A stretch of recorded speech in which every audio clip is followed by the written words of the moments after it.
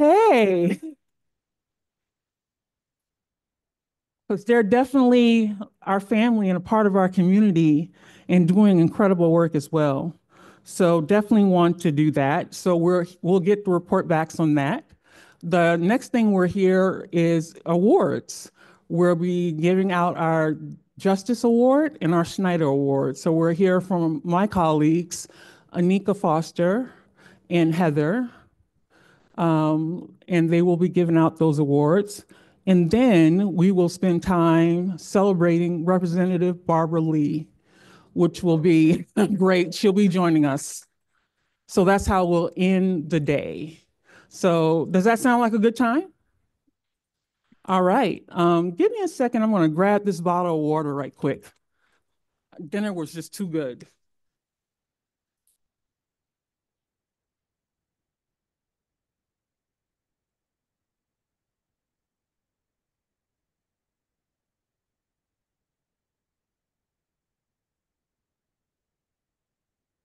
For the report backs, let me tell you what that structure is going to look like. We're going to hear from friends online and friends in the room. Folks will have about a minute to 2 minutes to just share how their visit went, to talk about how did it feel for you? What did you learn? Were you able to talk about the issue? Were you able to get a win? What was the feedback? So just share your experience, which I think is really, really important when we have lobby days to be able to hear from each other and just know like what happened. So that's the structure. We'll be hearing from friends online and friends in the room. And to begin, I want to call on Megan Fair. Megan, actually, before I do that, who are the mic runners? Tim and Justin, are you here? Lauren, subbing. All right, Megan,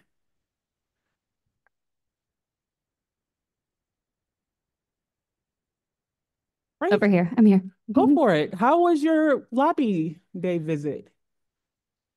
Oh, I'm actually the designated listener, so I was going to be reflecting on what I heard from the community, um, and did not actually lobby today. So, do you want me to learn? Yo, go for it. Oh, okay. I can do that now. Great. Well, I wanted to start off by thanking you all. In my role as designated listener, I've been a resource for folks who might have needed some additional support. As folks were saying that this has been a challenging time and challenging work, and there have been some difficulties that we faced today.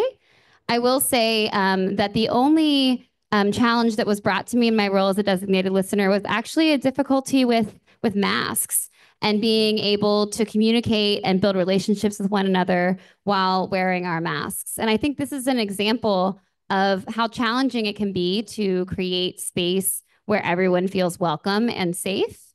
And yet, I witnessed throughout these difficulties everyone in this community showing up with kindness and humility for one another. And I really just wanted to express deep gratitude and appreciation for that. Something else that did arise was that our friends often that are online often struggle to feel connected within community.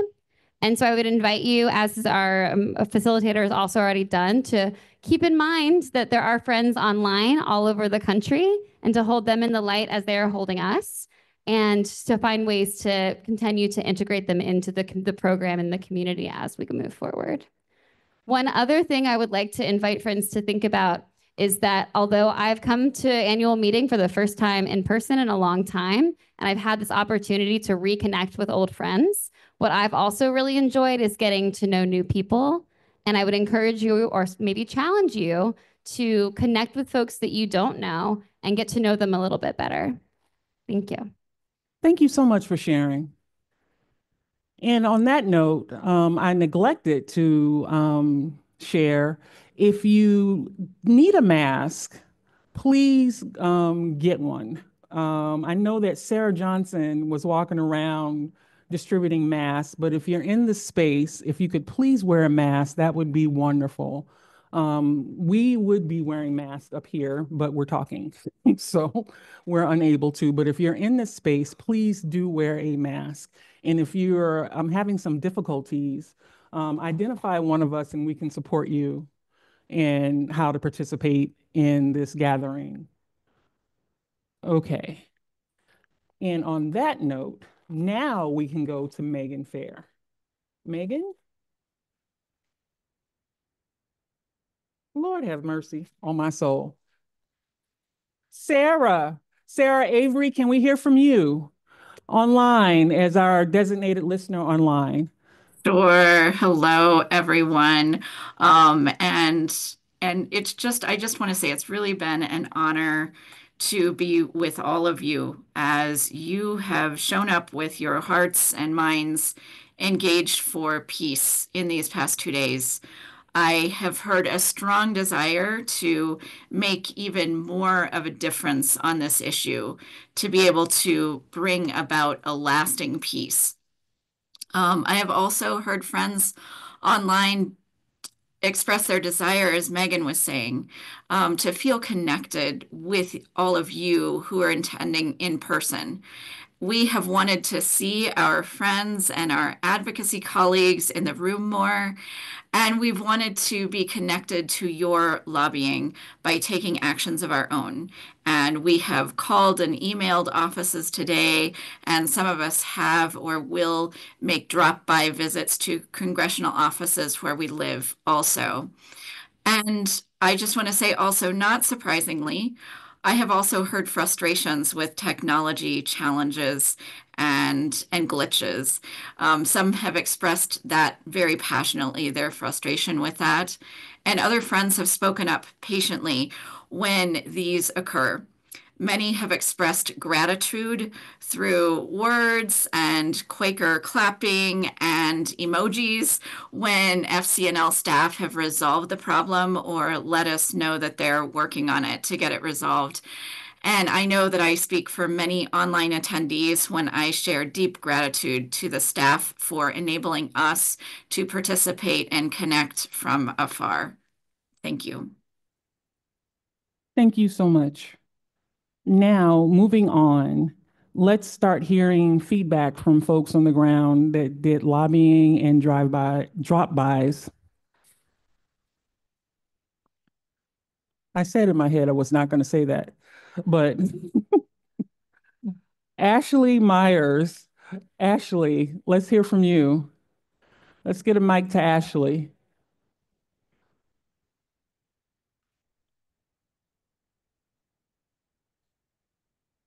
Hello, everyone. So today I had one meeting with my representative's office. My Senate meetings or Senate meeting is in the process of being rescheduled, so I will let you all know how that goes. But today I met with National Security Advisor Rachel Everett for Representative Jason Crow's office in Colorado. And she actually has a background, 7 years of leading a coalition of NGOs seeking to reform the Arms Export Control Act. So we had quite a sympathetic ear today, which was really nice. But it was also a bit of a challenging visit in other ways. I think a lot of offices on the Hill are really reeling from the election results and struggling with hopelessness. And so, she shared some concerns about the Senate's approach to this issue and forcing a vote. She also shared concerns about low numbers of senators voting in favor of this will undermine our efforts. And that we just need to put more targeted pressure on the Biden administration to take control of the situation. And I gently reminded her that, you know, we saw a lot of progress this year on the ceasefire ask, and we are continuing to do so. And that, even if we start with small numbers in favor of what we're trying to advocate for, those numbers still matter and they can grow. I also reminded her it's time to take decisive action on this. I also reminded her that the executive branch relying on them to resolve this issue and to to make progress possible is really taking a back seat, and that Congress is an equal branch of government and that we need them to step up to the plate. And then also reminded her that we as a network are here to support them, and me as a constituent, I was there to also support them in their work, and that we are a partnership. And it was actually a really great meeting. It's challenging in other ways, but they need us as much as we need them. So thank you.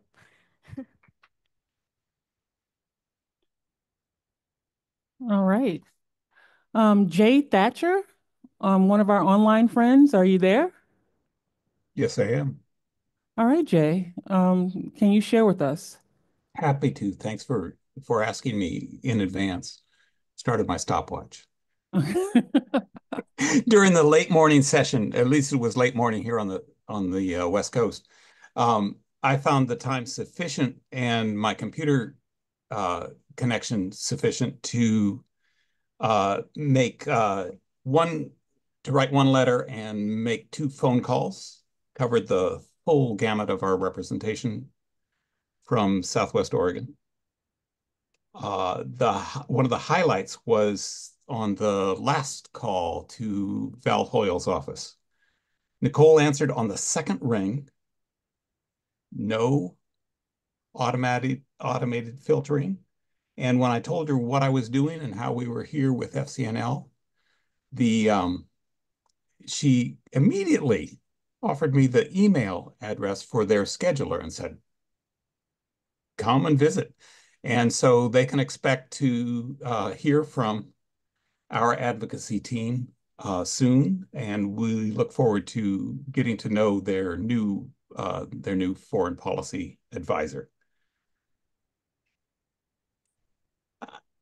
In an afternoon session, I felt called to start making some connections for a possible campus chapter for FCNL in the local state university.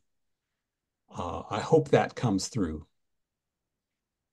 Similar reactions were shared in the meeting of our local advocacy team not so long ago, finished about a half hour ago.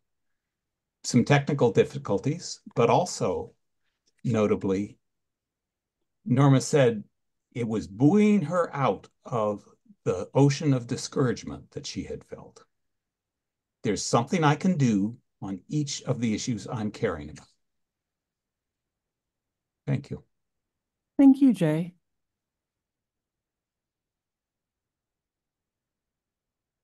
All right.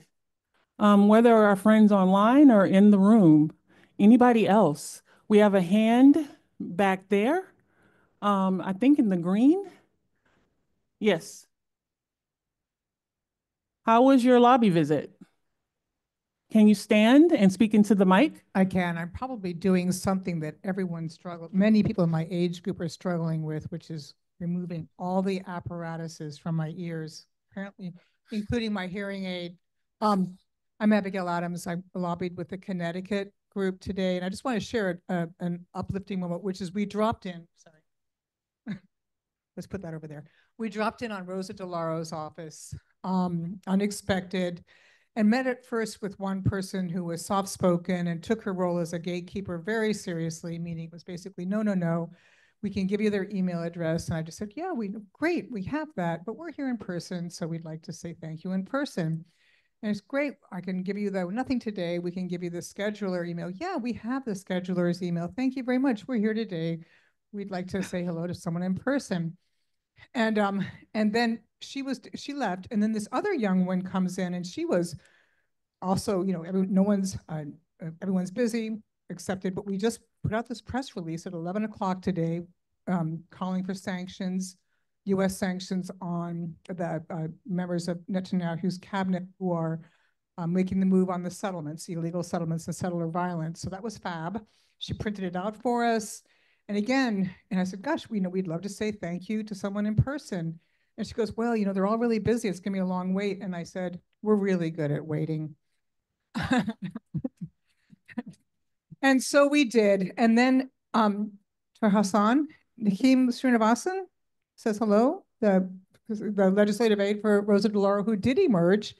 We introduced ourselves, at which point the young woman who'd been more helpful jumped up and said, why didn't you say you were from the Friends Committee on National Legislation? It gets better. It gets better, friends. I thought we had done. And she goes, I began by joining your spring lobby weekend. Oh, And so I have her card. Her first name's Lindsay. Can everyone just give a great big wave to Lindsay wherever you are? That's my good report. awesome. Thank you. Thank you for sharing. All right, I think we have Steve Winfield online, one of our friends online. Steve, are you there? Yeah, I had on mute. Awesome. First, I want to say it's great to see all my beloved friends, even though I sit here in Connecticut, which isn't as much fun. I came very reluctant to this annual meeting after all the incredible, insulting words used by our incoming administration. So I wasn't too sure. So I came and I got on the phone because of you guys lifting me up. I called my Congresswoman, Congresswoman Johanna Hayes, and asked to speak to the chief of staff. I got over to the chief of staff, which I was totally surprised. I thought I was just going to have to just leave a message. She picked up. We had a good 10, 15-minute conversation. And then she said, oh, the Congresswoman wants to speak with you. Wow. So I got on the phone with the Congresswoman for about 20 minutes. Wow. She was pretty downtrodden because of what's coming. And I think I helped lift her up.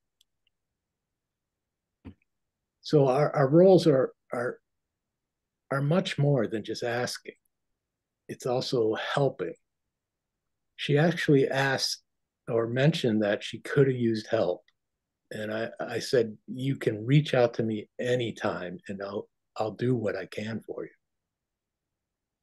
So I built an incredible relationship in a phone call that I didn't expect to have. So I have to thank all you at FCNL for lifting me up. I realized that I got trapped into politics. And really, the work is all about policy. Mm-hmm.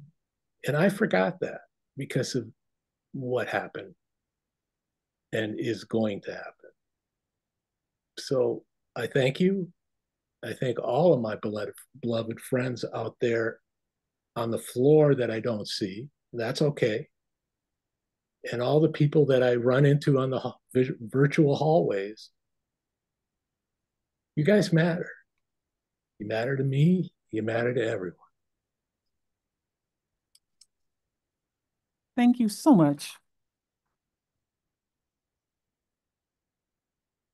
I think we have time for a couple more shares.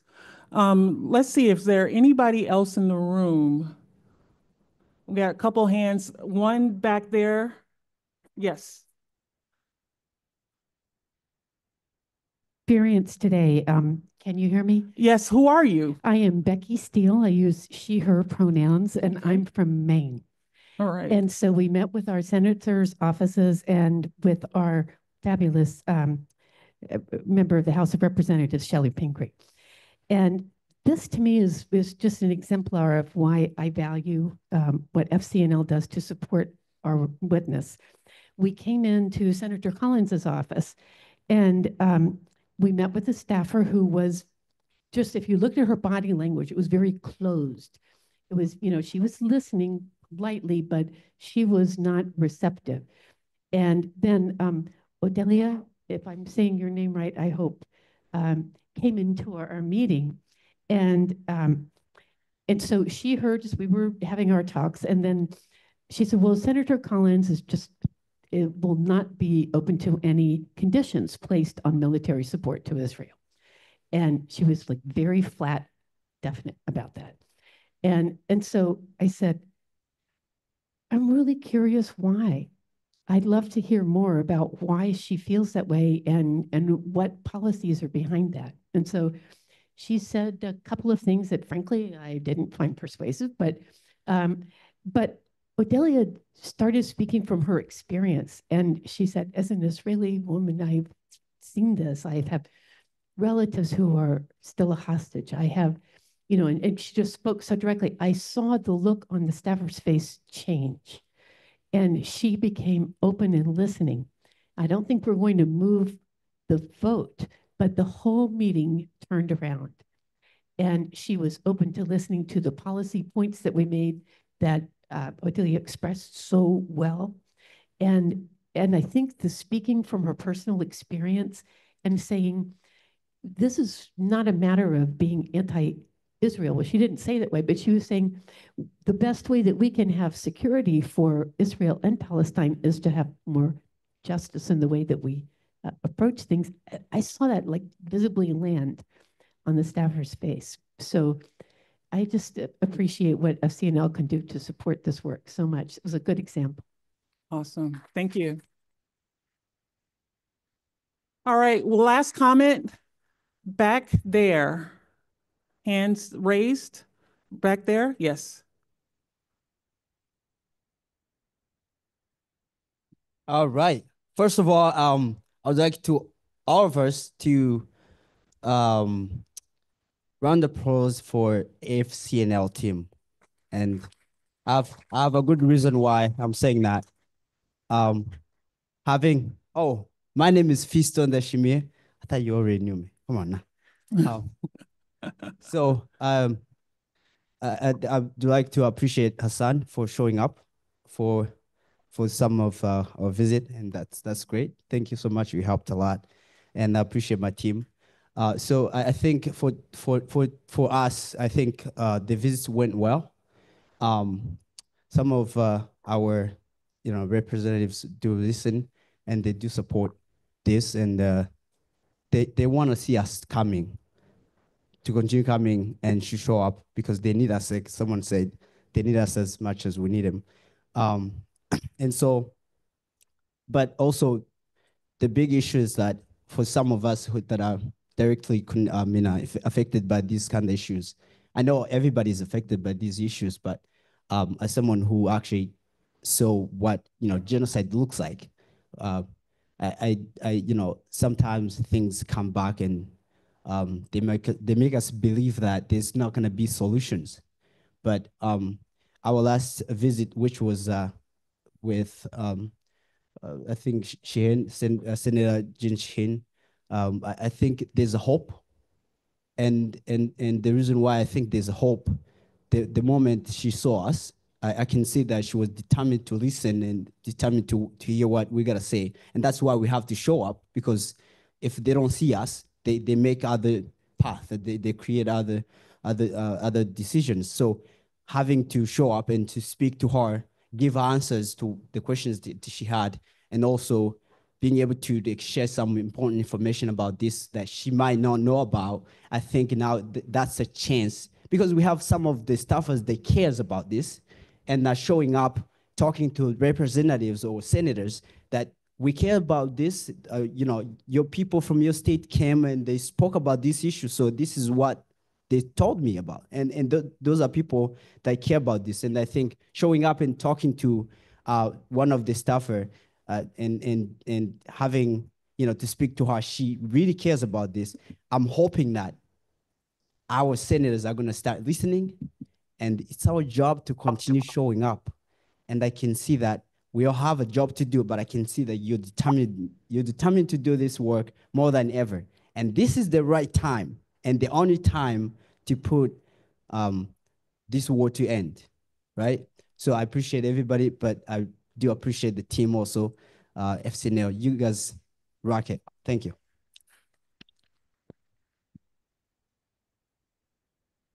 I want to say again, thank you all so much for all of your work today. Give yourselves a round of applause.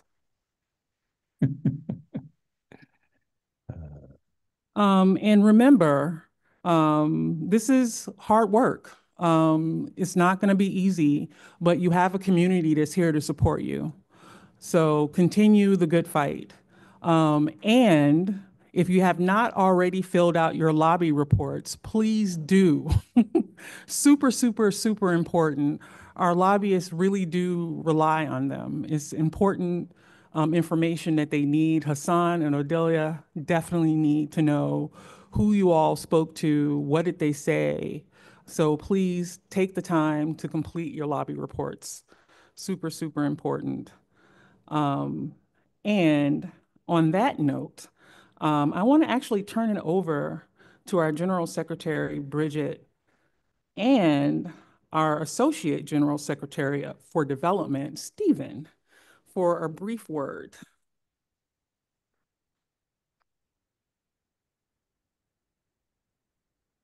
Thank you, Levita, and thank you, lobbyists. What an amazing day this was. 100 visits. Thank you so much. Amazing.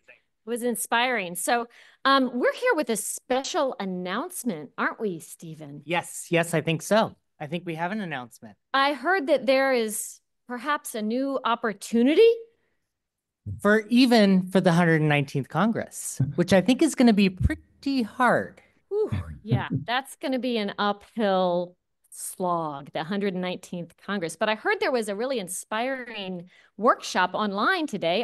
I was able to be there, and I was really inspired. I was there. You were there. Yeah. I thought I'd seen you. Okay. That's how we know each other. It's from the workshops. Right.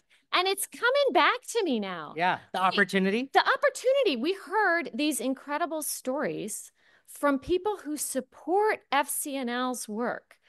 Tell us a little bit about that. It was amazing. It was amazing. Some people that we knew, that we visited, we shared those stories. And we also heard stories from people in the room, right? We had even people come up with ideas on the spot of the ways that they wanted to give to FCNL. Right. And then there was somebody, some development person was in the room. I don't know who. I think it was you. No. Was talking about this opportunity for the 119th Congress. Now it's coming back to me. Oh, yeah, I remember now, too. It's 119 donors. That's what we need for the 119th Congress. We need 119 people to step forward and donate to FCNL this weekend. If you already give, that's fantastic. Maybe it's time to make another gift. And somebody at that meeting, do you remember the idea that really was like, phew? Yes, because what happened was people started giving right there in the meeting. It was actually really incredibly moving and inspiring. We said, you're the first to hear this idea. 119 donors to help FCNL do this incredible work we need to do in the 119th Congress. We thought that was pretty good. But then somebody put in the chat, I just donated $119. It was really inspiring for us because we hadn't thought of that, and other people. So now we've had 5 people give $119, and we've had a total of 35 people give since then online. And we actually, on the back of your program, we are very fancy these days. We have a QR code, very exciting, that you can scan and donate right there. Or you could go to fcnl.org/AM2024 to donate. We know all of you are doing so much, and we are overwhelmingly thankful, right? Overwhelmingly thankful. And we also know that the 119th Congress is going to be real hard, and that we are going to need even more to step forward together. And so that's what we're doing. 119 donors to give maybe $119 or whatever you can. And we've already got 35. I don't know. What do you think we can get to tonight? Tonight, that's a great question. I mean, maybe we could get to the 50 people. We're going to hear some inspiring words to come. We just heard some inspiring stories, and we have some more inspiration to come. And folks online, they can give right now too, can't they? Yeah. That they started it, didn't they? It was inspiring. It was very inspiring because you are all very inspiring. And how long, just one last time, how long do we have to get to the 119 donors? Monday. Monday. All right, till Monday. Can we do it? Can we do this? Yes, we can do this. Yeah. Thank you. Thank you. Thank you. It was great to remember that with you too. Yeah. Thank you, friends. We're so grateful for your advocacy, the powerful advocacy, the incredible community, the support we give to each other, and the financial support that makes this work happen. So thank you. And now we get to move on to the exciting part of the night, our awards ceremony. So I think we are ready to invite Anika and Heather up to share our first awards.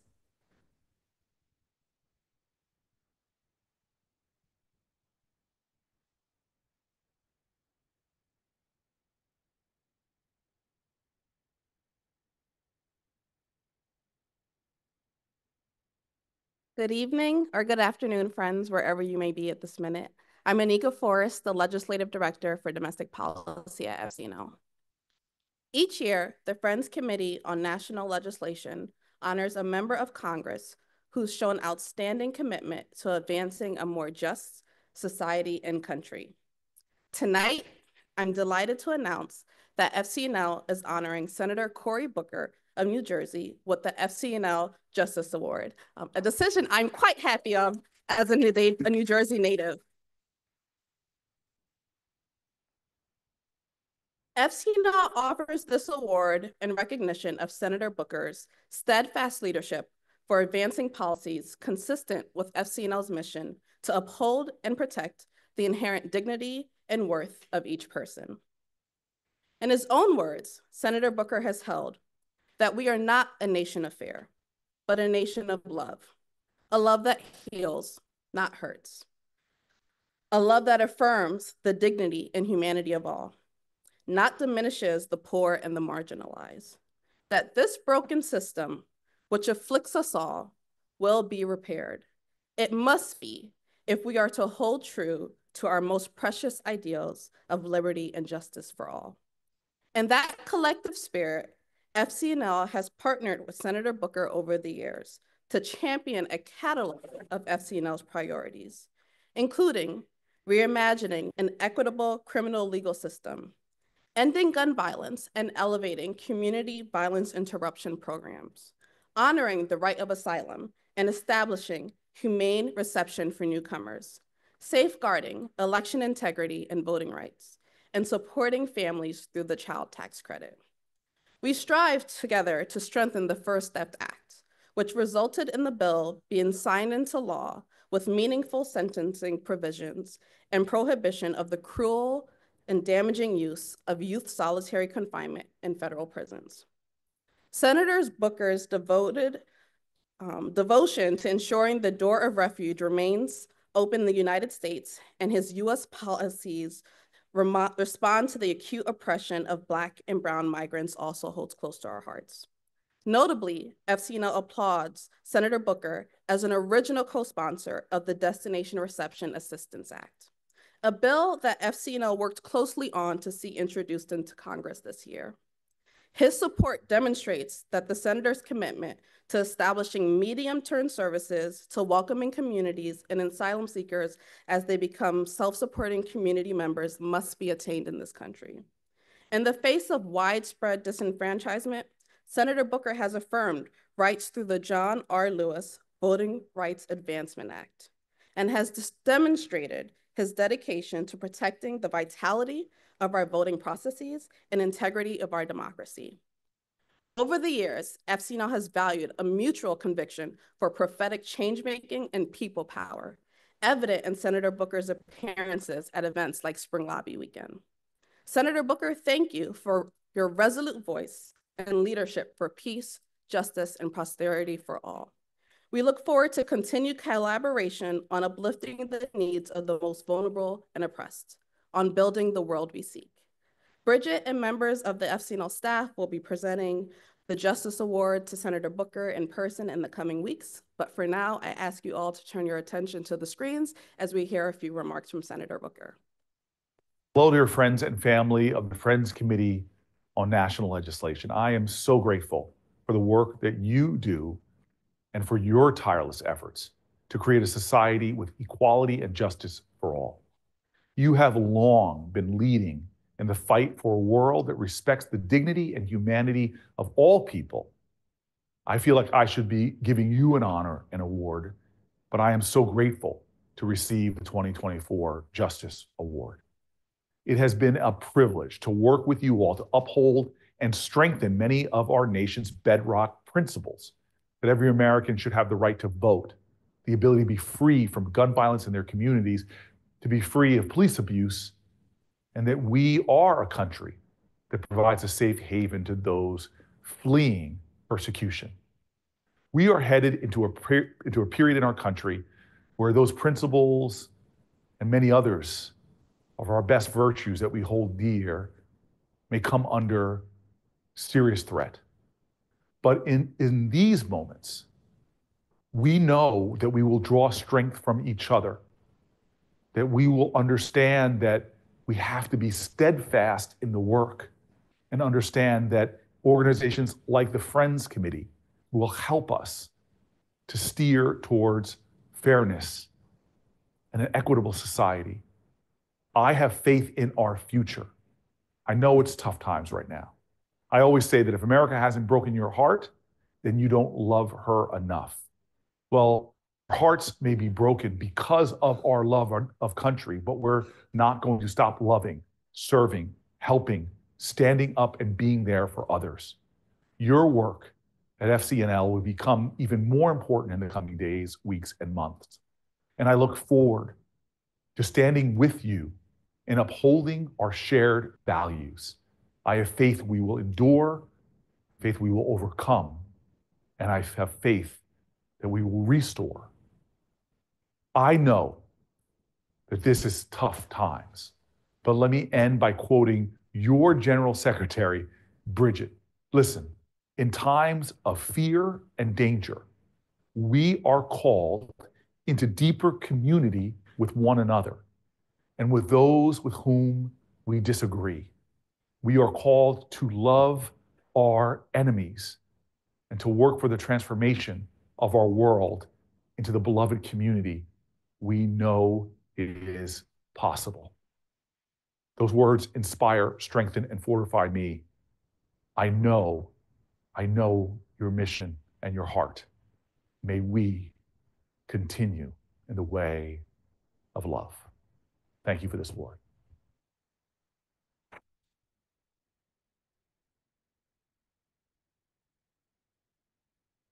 So I now pass it over to Heather Brandon Smith, our Legislative Director of Foreign Policy.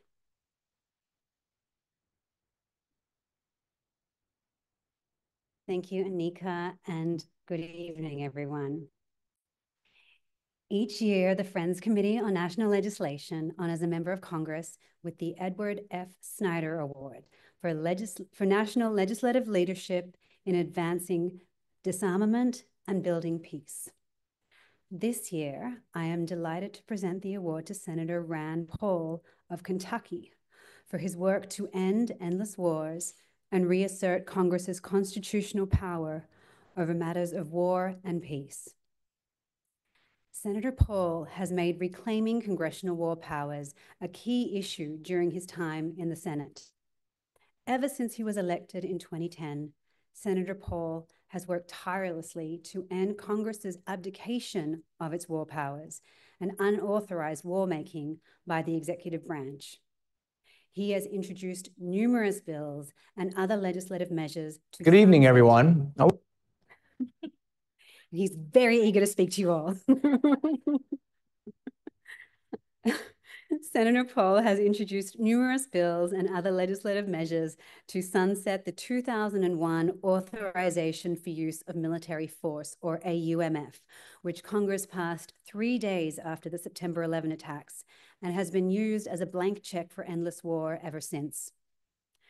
Senator Paul has also voted for the repeal of the 2002 Iraq War Authorization and the 1991 Gulf War Authorization, And earlier this year, he voted in favor of a resolution requiring the State Department to submit a human rights report concerning Israel's conduct in Gaza and the West Bank.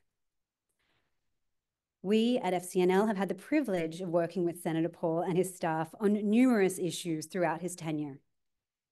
He has made a concerted effort to work across the aisle and build bipartisan support on the importance of resolving complex foreign policy issues without resorting to the use of military force.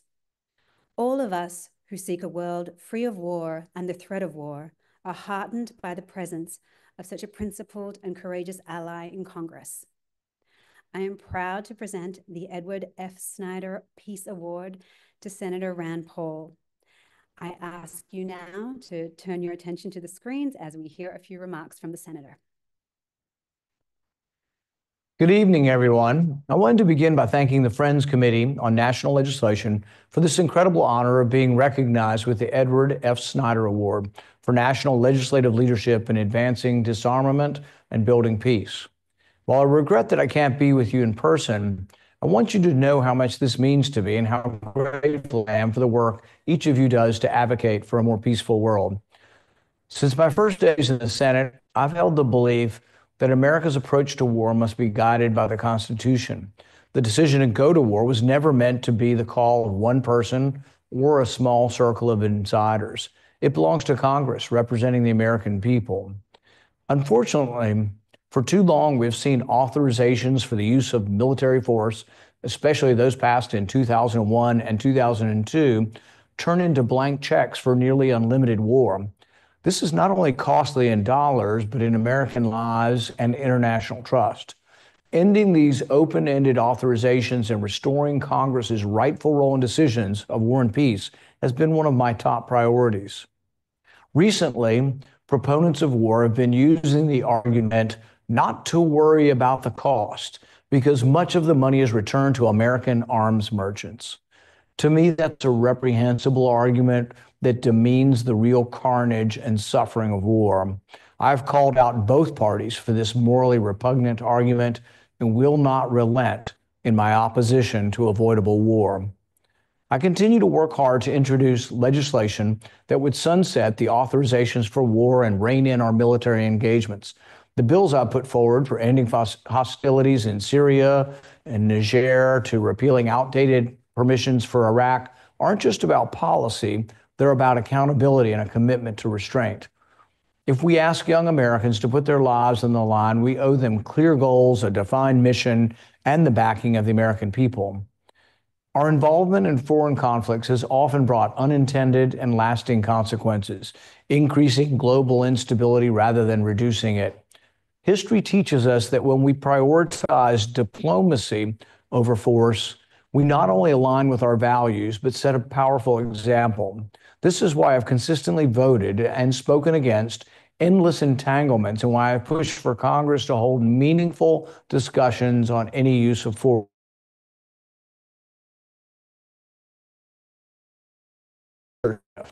Hosting foreign policy roundtables has been a valuable way to bring diverse voices together, bridging divides, and fostering understanding. Sometimes the conversations are challenging, but they are vital. A healthy republic doesn't shy away from hard conversations, it seeks them out, knowing that robust debate can lead to better solutions. Ed Snyder's legacy reminds us the power of consistent, principled advocacy. His efforts in advancing peace, nuclear disarmament, and ending the draft have been a model for those of us who value liberty and believe in a peaceful approach to foreign policy. Thank you, Friends, for your dedication to these principles and for recognizing my work. Together, let's continue our pursuit of peace, not as a cause, but as a duty to our Constitution, to our nation, and to future generations.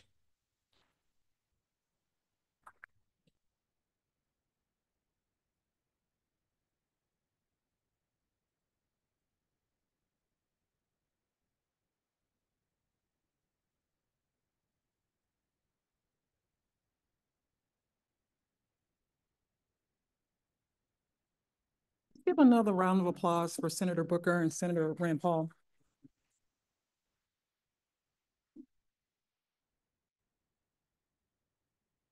All right.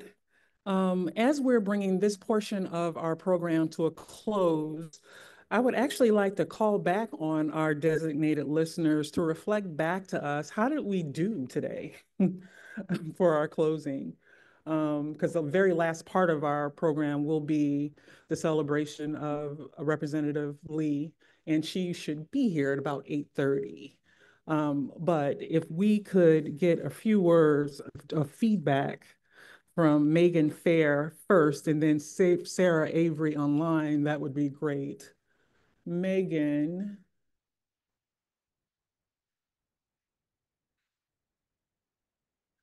Nope. No, there you are. Yes. I guess if it's a brief word, you all did very fair today. No. No, I just want to say that I really appreciate the closing and being able to hear all the inspirational stories from the lobbying that you did today. It's such a good reminder of the impacts of FCNL and the long history of FCNL when we hear about folks who started by coming to Spring Lobby Weekend, or we hear about how unexpected our impacts can be when we make a phone call and ask for the chief of staff. So I just think that you all did a great job showing up with hope and perseverance today, and I hope that we continue that together through Sunday with our annual meeting. And thank you again for showing up for one another today. Awesome. Thank you. Sarah, on our friends online, some feedback. Absolutely. Couple words from you. Sure. Well, I want to echo what Megan said about perseverance and patience, especially with the technological issues that some of us have experienced throughout the last couple of days. Thank you so much, friends, for that. Thank you so much for your advocacy from home or from wherever you are, which I know is doesn't always feel as connected as when we are in DC together. But nonetheless, we know it's really important. In fact, I heard from a friend this morning who made a phone call to one of our senator's offices in Colorado, and the senator's office said, wow, thanks for calling. We're hearing a lot about these JRDs lately. So, we are really getting through. So, friends, thank you so much for your perseverance. And I will also say thank you to those of you in the room. As a person who is high risk for COVID and long COVID, I just want to thank you for masking in the room and protecting your friends around you from, airborne diseases. I so much appreciate that and am heartened by it watching from home. And thank you again just for all of your heart and your mind that you bring to this advocacy for peace, something that we all share. Thank you so much, Sarah. Okay.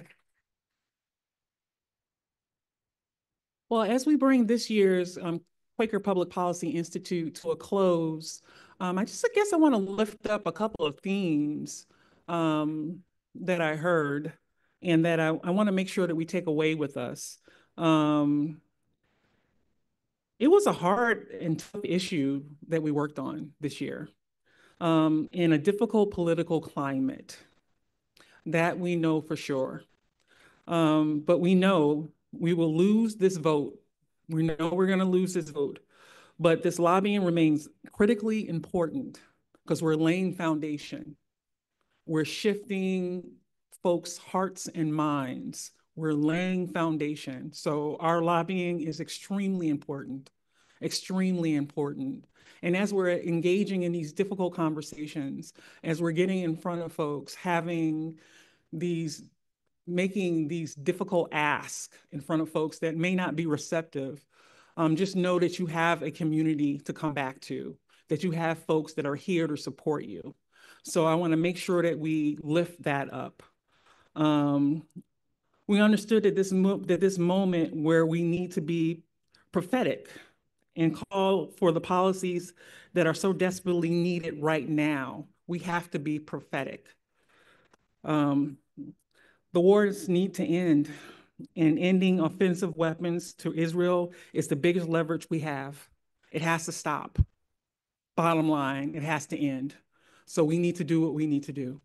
So we must keep that top of mind in front of us. FCNL is about being persistent over the long term. It isn't necessarily about winning right now. It's about setting a precedent and building the long-term support around the issue. That's who we are as FCNL. We build the long-term support around the issue. So we're laying foundation. And we need to remember, we can always lean on each other. You have community. We have each other. And above all, we are clear that the election results don't absolve members of Congress on this. It is our responsibility as constituents to hold Congress accountable. So regardless of who wins, they're still accountable. So it's our job to hold them accountable. So we must remember that and hold them accountable. So we have agency in this, regardless of what the results of that election was. So yay for that. That's a big one. Yay, that is a big one. And folks that have done this work for years and decades, and young people that are beginning to do this work now understand that. They understood it, they understand it now. And so we need to be clear-eyed about that. We need to hold folks accountable. So those are the big takeaways that we must take with us as we leave this space and continue on to the annual meeting portion of this work. So I am so proud, honored to have shared space and time with you all these couple of days around QPPI and all the hard work that you all have done, the lobbying that you all have done. I want to extend a huge thank you to my colleagues that have worked so hard on QPPI this year, from Hassan and Odelia and just the larger lobbying policy team, to Ernest, to Justin, to all the folks that made the logistics and just pulling this together possible. Just thank you. Thank you so much for all of the hard work that you've done. So yay for that as well.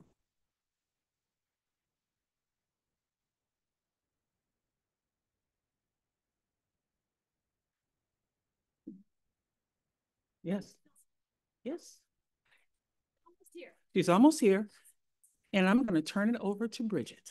And the first thing I want to say is, can we say thank you to Levita for her incredible leadership and work in helping make this happen. Thank you so much, Levita. As we were waiting with great anticipation for Representative Lee, I wanted to share a reflection, a prayer from this book of tiny prayer by Micah Busey. And this one, I think, begins to capture the journey we're going through and the moment we're in and we're sort of poised for. And it's titled, "For Those Who Are Ready." We're going into a celebration of Representative Lee's incredible lifetime of service through so many difficulties. For those who are ready, may you celebrate this re-galvanizing step, this rekindling of a flame you feared was about to burn out, this resurrection of a fight you feared was dying away. May you hear the shouts of unfettered hope filling the air, locally, nationally, globally. May you breathe in this solidarity. May you offer gratitude for those who have worked tirelessly to keep faith alive. May you remember that this is a first move, a reigniting, a resurrection that will require your continuing faith, fire, breath, and forward motion. And may you invite this joy you're beginning to feel to become the fuel that keeps you lit, inspired, and committed to the true freedom that is still many steps away, but eagerly awaiting our arrival.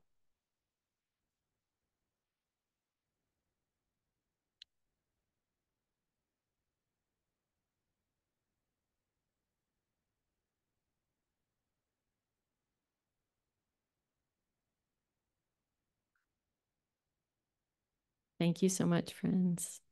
We have a few, I think, I'm getting a signal. There might be a minute or two left before she gets here, a few minutes. She's on her way, right, Justin? Okay. I invite you to take a breath and just do not move from your place. But if you feel like you want to stretch and stand up for a second, take a breath, and we'll just pause and wait for the Congresswoman. Abigail told us, we're good at waiting, friends. We don't mind. It's going to be good. So just take a moment and we'll let you know when she's here.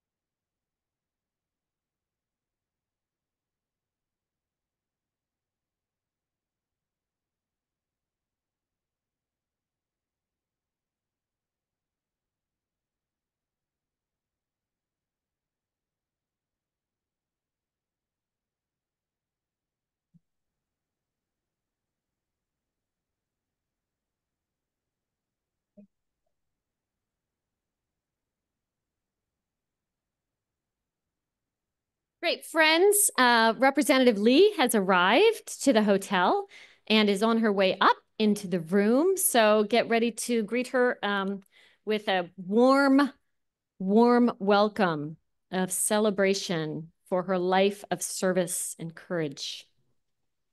Can we unmute and clap? Good idea.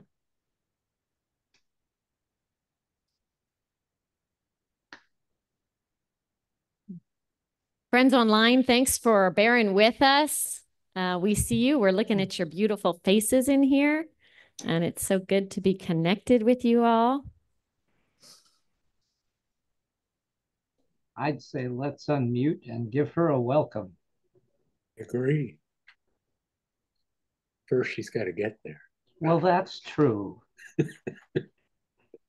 God grant me patience right now.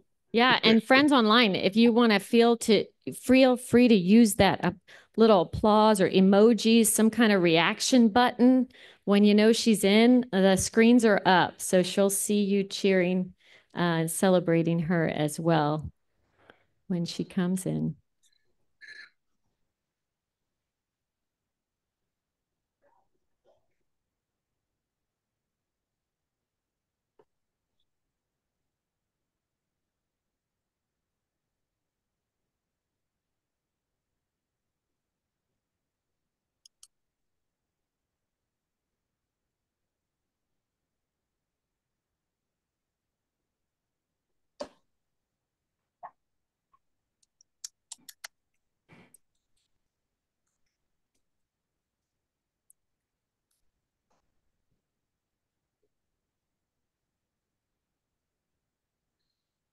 Do this thing. Sorry.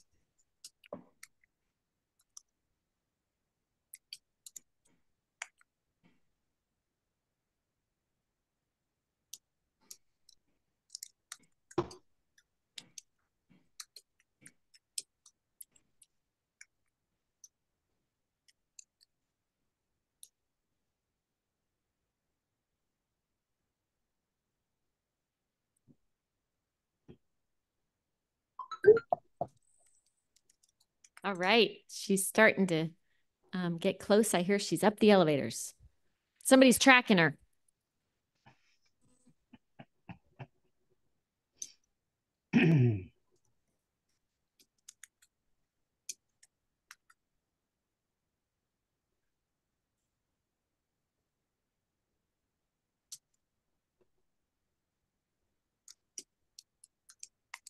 All right, I've got a thumbs up. Here we are, ready to welcome Representative Lee. We're so grateful she's here with us tonight.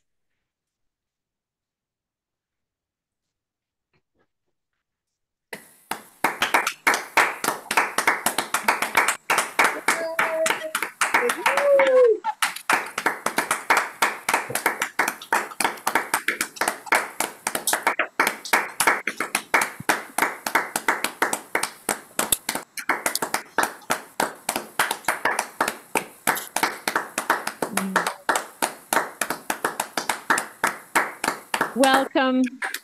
Welcome, Representative Lee. Take your time. Thank you so much for being here. We know you've had a long and busy day. We have folks assembled here in the room who've come from all around the country, and we have folks online from all around the country. I know there are some California constituents excited.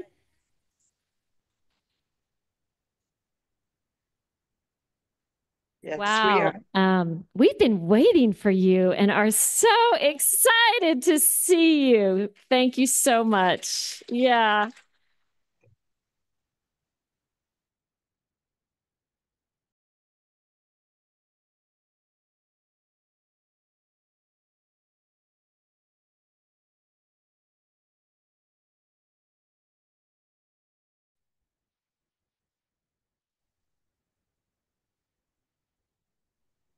The main room is muted.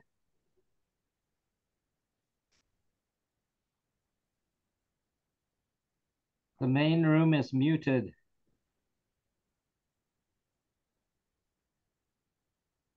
We can't hear you online. We can't hear you. The main room is muted.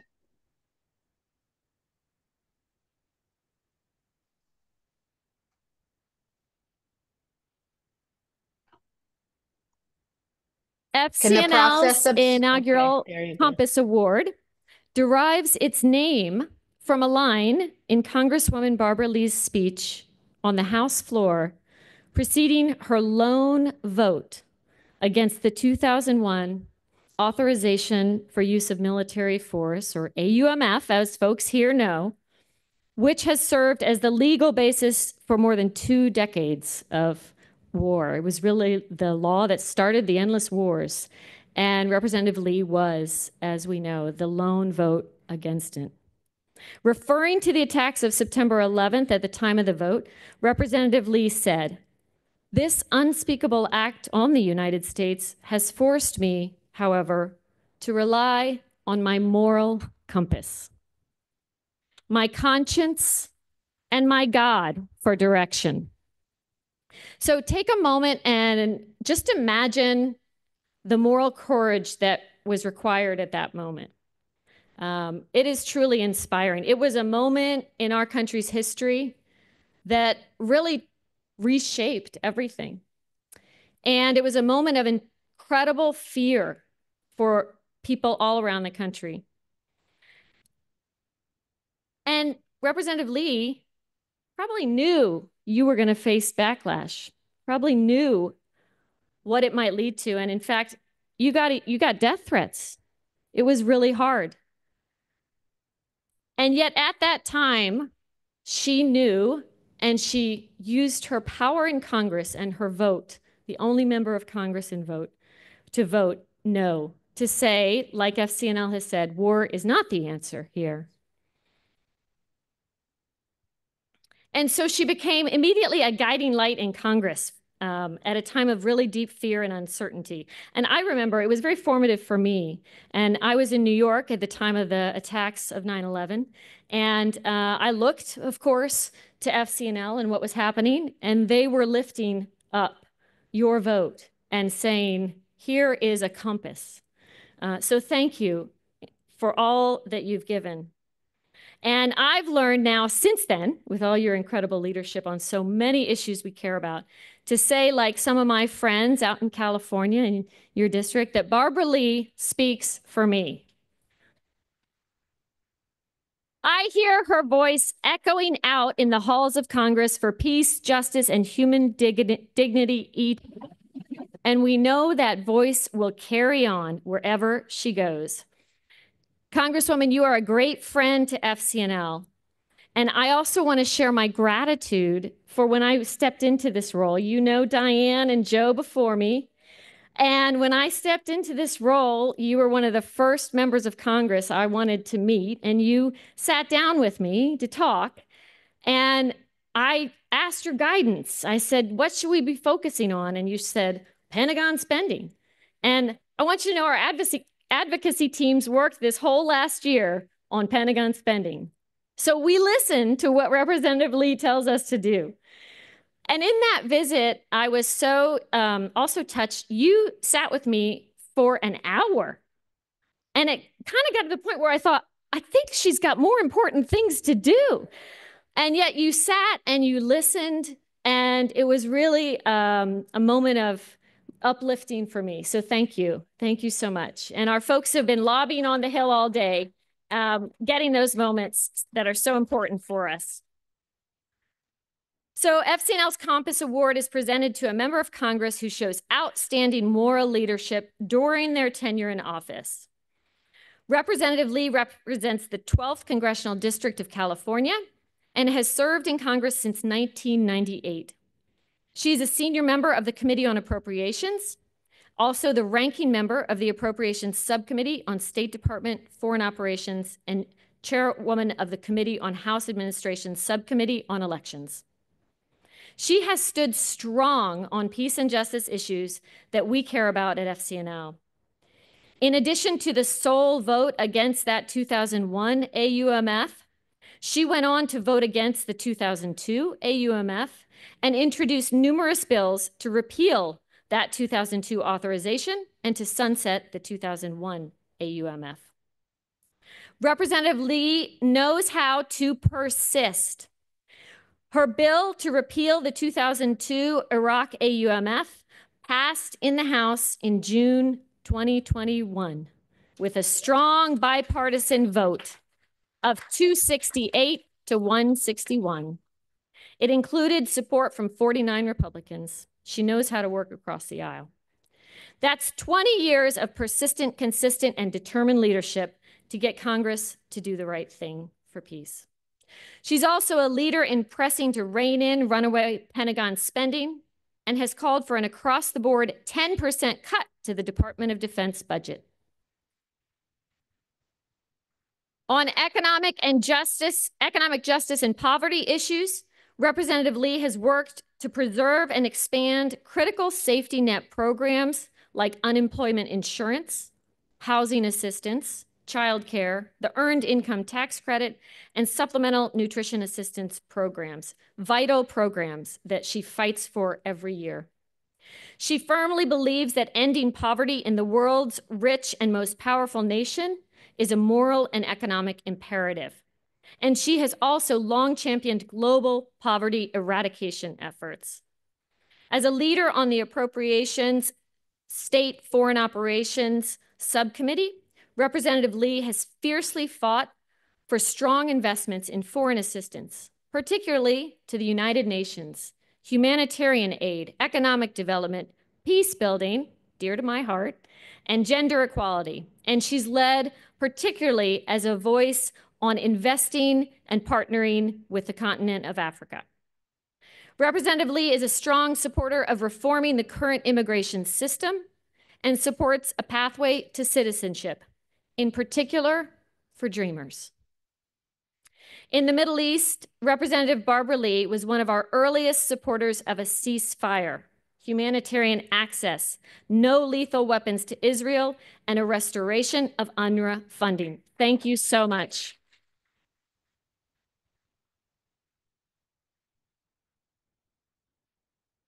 And of course, she was also a supporter of the Yemen and Iran War Powers Resolution that we all worked so hard on, and has been a tireless advocate for diplomacy with Iran, which we're going to have to work on more. So please join me in giving one more big round of applause to the recipient of FCNL's inaugural Compass Award for a lifetime of moral leadership, to Representative Barbara Lee. Yay! Bravo! And we want to make sure, because you care so much about your constituents, we want to make sure you hear from your constituents too. So Jeannie Sauer is going to come up and say a few words as well.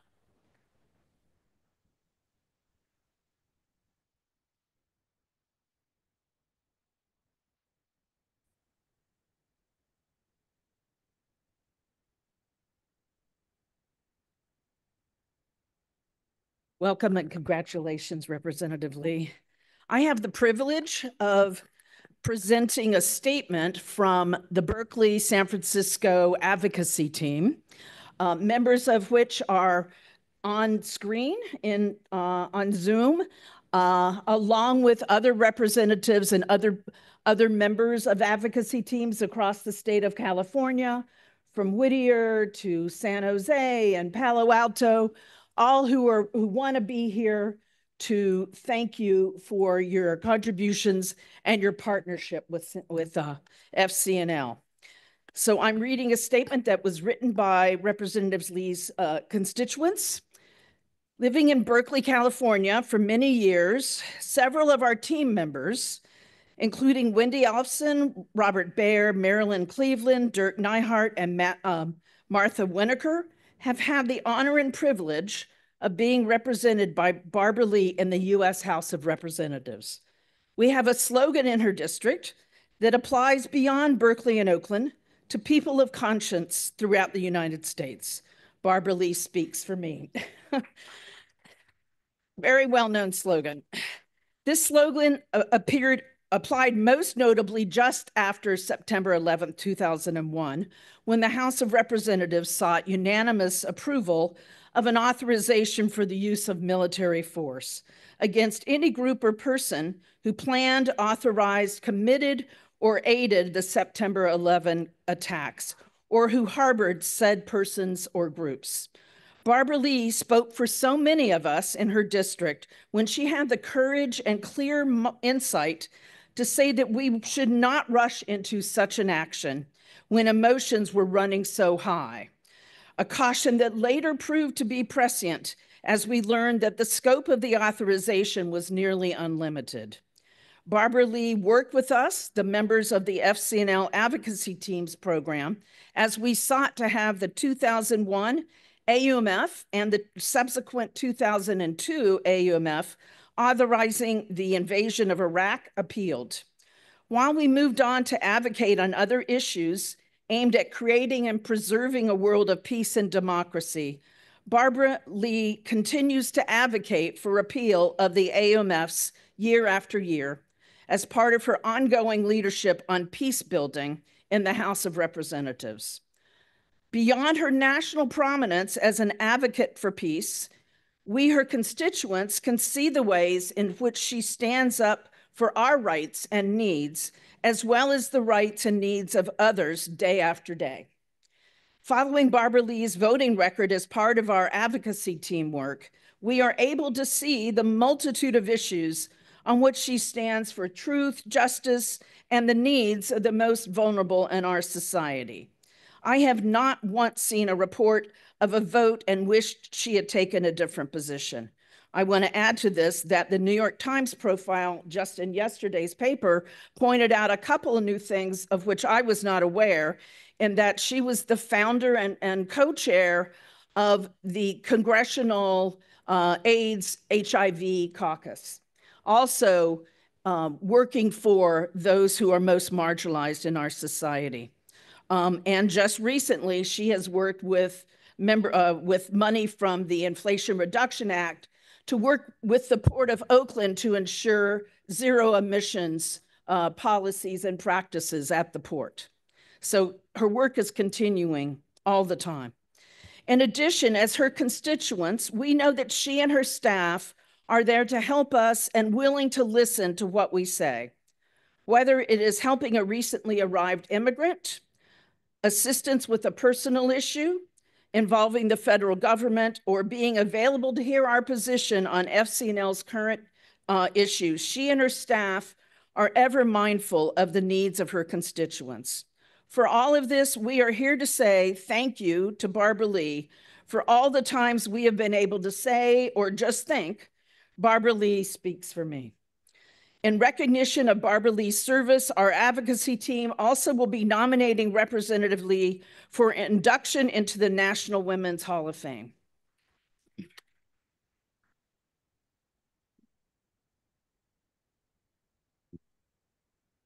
We are so grateful for her service, and thank you on such an incredible House career.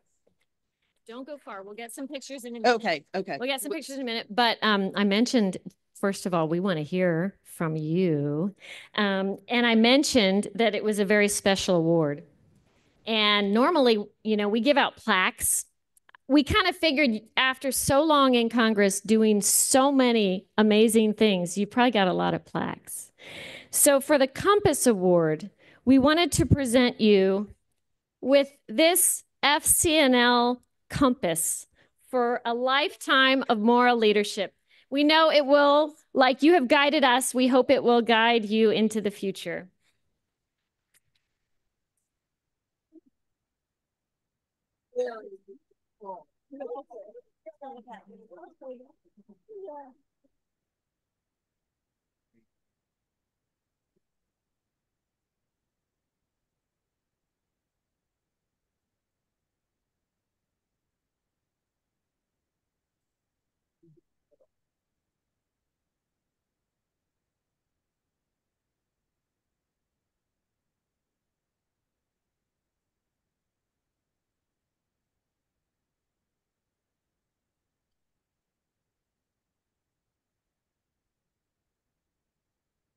Congratulations.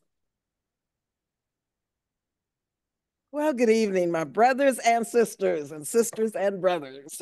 And I just want to say, oh boy, how happy I am to be here, first of all, with you. And I apologize for being so late. My dad was in the military, 25 years, retired lieutenant colonel, and I pride myself on being on time because he used, as a military man and coming from a military family, like being on time was the thing you do, but had a flat tire, was upper north at the Capitol, upper Northwest, then with the rain, then it was challenging, but I had to get here, and I want to thank you all for remaining. It really inspires me.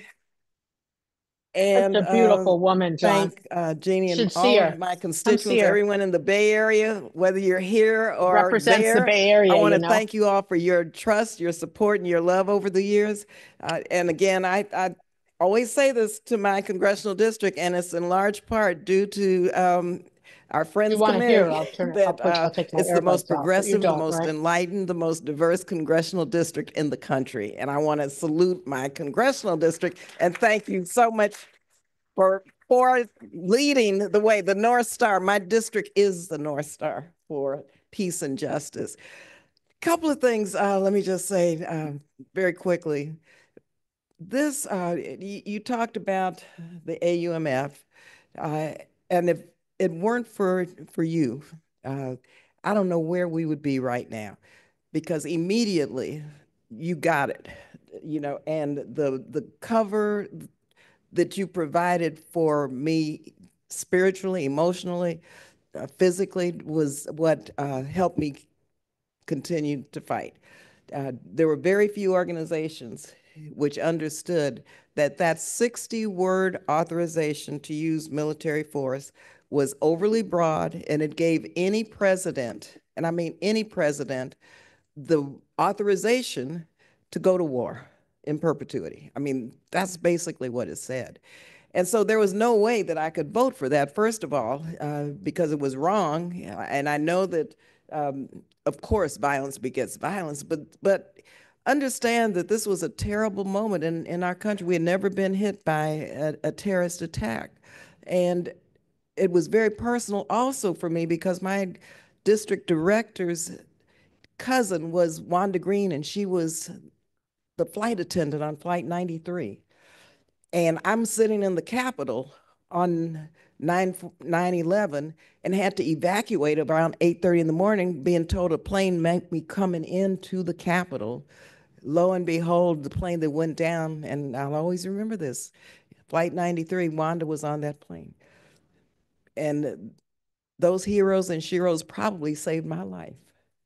And so I'm sharing this with you because it was very personal also to me, aside from the fact that I knew that this was a moment that we had to come together and figure out what the heck was going on and do something, but not give any president the authorization to go to war. I knew that. And so, yes, the vote was very difficult, but what happened was I talked to my predecessor, Ron Dellums. Many of you may remember. I know from my district, you remember Ron. And I worked for Ron for 11 years. Ron never, ever told me how to vote, but he always gave me the pros and cons. And in this instance, I called Ron. We went through, I'm a psychiatric social worker by profession. So was Ron. All right. And he reminded me, he just said, you know, when people are in mourning, when they're grieving, when there's fear, you don't make decisions like this. You don't make hard decisions that could affect the future of the planet. And we have to evaluate that and know that the country's in mourning, which I said on the floor. And let's take some time and figure out what the response should be. But rather than that, there was this rush to war. I was very reflective on what was going on. Do you remember Marcus Raskin, IPS, any of you? Well, IPS, I called Marcus Raskin. We talked. I talked to my pastor and my mother and father, and my dad was the first one that called me after I voted against the authorization. Said that was the right vote. My military dad, my lieutenant colonel dad, who made me salute him toward the end of his death. He was in the 92nd Battalion in Italy during the Normandy invasion, and my dad was a patriot like you would not believe. And he called me and he said, that was the right vote. Don't you back down. And so I had that kind of support, and all hell broke loose. Of course, the death threats, the meanness, the hate. Rudy Giuliani was the mayor of New York, and of course, I had an opponent then. She went to New York for Veterans Day, led the parade with the sign, Barbara Lee Hates America, and my smiling, and the World Trade Towers in the background burning, being called a traitor, you know, all the ugly stuff. Okay. And when I went back finally to Mills College, where my alma mater, first time I traveled after a few weeks because of the security issues, I couldn't even get on a plane. I walked into the auditorium, and this is where Barbara Lee Speaks for Me started. I walked into this auditorium of about 750, 1,000 students, primarily women. This was a women's college. And all the students just started yelling, Barbara Lee Speaks for Me. And that's how that started, young people. It was young people, it was young students who got it. Okay, and so yes, and I want to thank you again for helping us get close to repealing. We're still working on this. The Iraq authorization, I've talked to Tony Blinken, the president. We've got a letter going over there. Again, he can proclaim, because the mission has ended, the end of that authorization. So there's still, this year, we're working on it. So continue with what you're doing, because your help and your advocacy and your clarity really has shifted the dynamics in Congress. And with the 2001, we're close, but I don't think we'll get there this year. There are other issues. But on Iraq, if we get that done, and we've made so much progress, but 20 years, persistent perseverance, right? To get this far. This is a marathon, it's not a sprint. So just keep at this. With regard to the Pentagon budget, let me tell you, before, yes, I worked for Ron Dellums, and so Ron was the first African-American to chair the Armed Services Committee, and he taught me a lot about Pentagon spending. So when I came to Congress, I took a deep dive on it. I said, wait a minute, the Pentagon has never been audited. The only federal agency that has never been audited. Okay, so I went to a Republican. I said, we need to introduce legislation to require the Pentagon to be audited.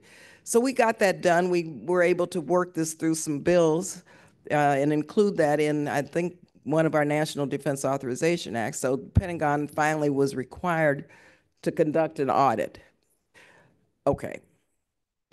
To this day, the Pentagon has flunked 6 audits.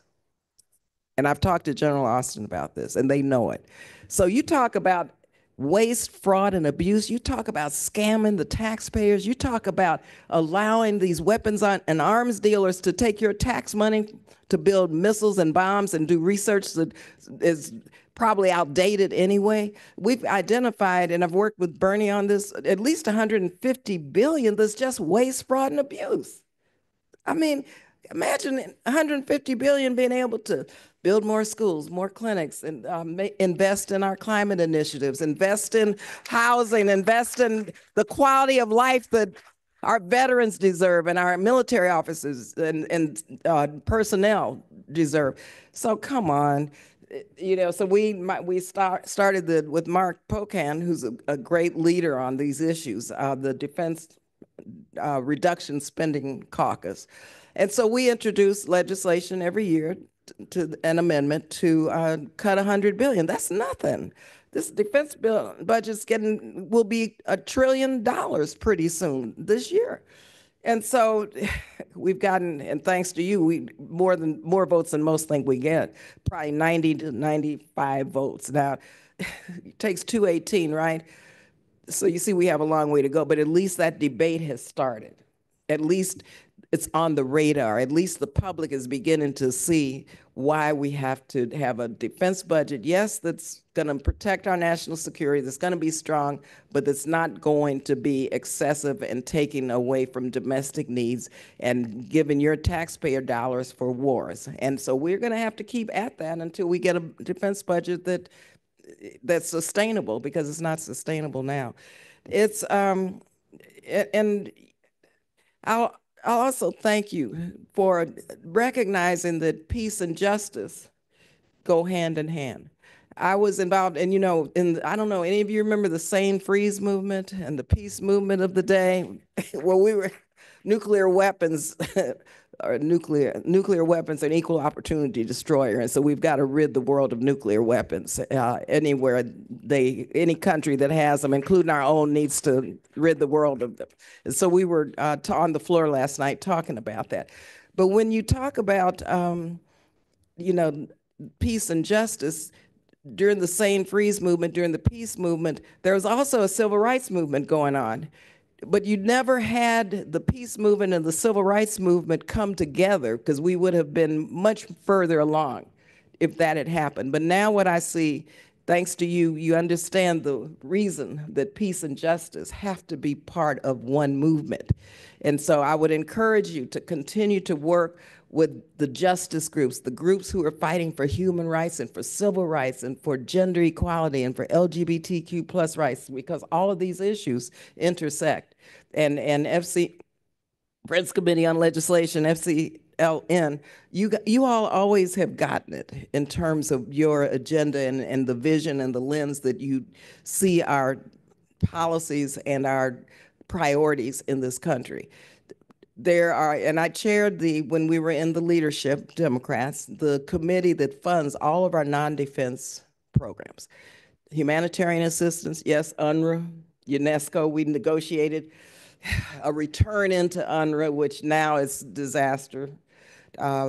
More resources into the Palestinian Authority. We fought for making sure there's some accountability measures, and the politics of the Middle East, and we fought and got as much as we could get to make sure that we could help lead toward a two-state solution and keep this country on track in terms of what we do. We also were able to invest more in the Caribbean and in Africa and more into development and diplomacy. Okay, and that was the committee I chaired. And I was really proud of the fact we were able to increase our budget when I was chairing. Now it's been cut back to 2010 levels, but the three legs of the stool of our national security, development, diplomacy, and defense. My budget was pretty high for this committee on development and diplomacy. It was about 60 billion. Defense was 840 billion. Now you see how out of balance this is? And so what we have to do is fight for a new national security foreign policy that brings some kind of rebalancing. Because if we don't, we'll never see peace in the world and peace in our own country. And so we have a large job to do. And I'm not really retiring. I'm just forging ahead into this next chapter of my life. So I'm going to be at it with you. And I want to take a moment to thank Gregory Adams on my staff, who's my ledge director, who you all know, who Team Lead, once a member of Team Lead, always a member of Team Lead. Gregory has been phenomenal, and I know you know him.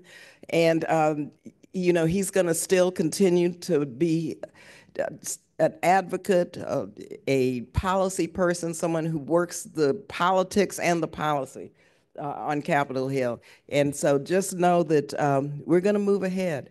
And we can't forget that this is a marathon, that peace and justice has to be the order of the day, because otherwise the planet will burn, our young people won't have a future, we'll be constantly in the midst of some war somewhere in the world, and we'll never have a future that our children and grandchildren so deserve. And it's all up to us. And so thank you for this beautiful compass. It is just very special and unique, as you are friends.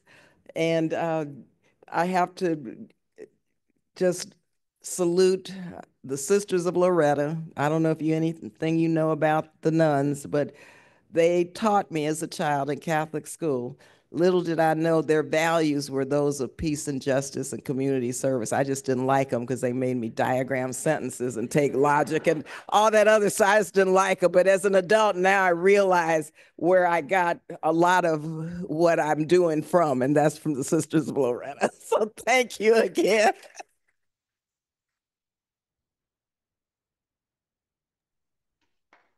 Bravo. Thank you so much. Thank you so much, Barbara. Please know you always have a home with Friends Committee on National Legislation. Thank you so much. Yep. Friends, I think that closes our program for the evening. Thank you for all your incredible work, and we have more work to do. We will keep on keeping on. Thank you. Rest well. Oh, last thing. We wanted to make sure the folks online, if you'd like to unmute and say good night as well, please feel free to do that. Good night. Good night. Good night. Everybody. Good night. Thank you, Thank you. Bye-bye. Thank you, Barbara Lee. Thank you, Barbara Lee. Thank you, Barbara Lee. Thank you, Barbara Lee. Thank you, Barbara Lee. Barbara Lee. Thank you, Barbara Lee. Absolutely. Our lunch.